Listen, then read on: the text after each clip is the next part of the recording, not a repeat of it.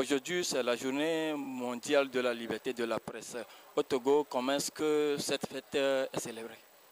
Je pense que en ce jour de la liberté de presse, il y a des manifestations qui sont en cours.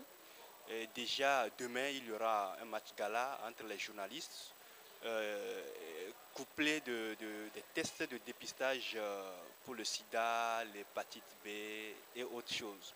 Et dans la soirée, il y aura les thés des médias. Auxquels les journalistes sont conviés pour se retrouver ensemble.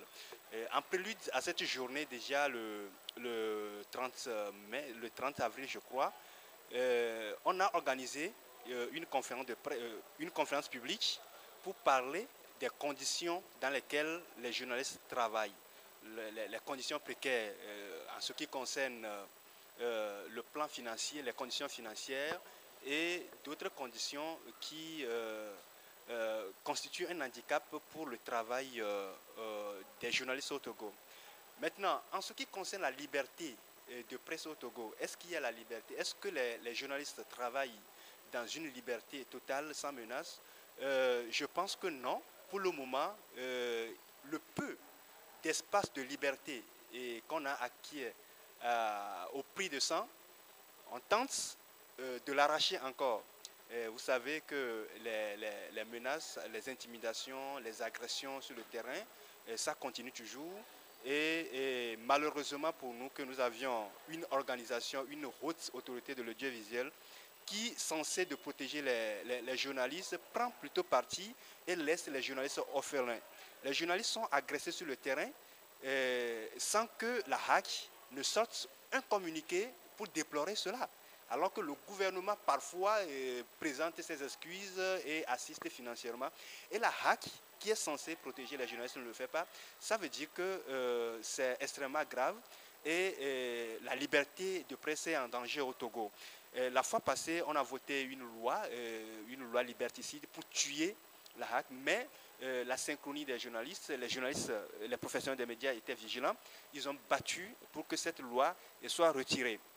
Mais les bourreaux ne sont pas découragés, ils sont toujours à l'œuvre pour tuer cette liberté. Et dans les coulisses, ils se racontent qu'il y a une organisation affiliée au parti au pouvoir qui était allée voir la HAC la fois passée pour faire pression pour que la HAC prenne des décisions, comment dire ça, la HAC puisse tirer encore sur ces journalistes qui sont en vie, qui critiquent parfois le pouvoir. Voilà la liberté de presse au Togo. Et donc, je dis que cette journée ne doit pas être une journée de fête, de célébration totale, mais une journée plutôt de réflexion pour voir comment revoir le secteur, comment faire en sorte que la HAC puisse s'organiser autrement, c'est-à-dire revoir la composition de la HAC, pour que la HAC soit dépolitisée complètement et pour que nous ayons une organisation, une haute autorité de l'audiovisuel pour les journalistes et non pas pour un parti politique.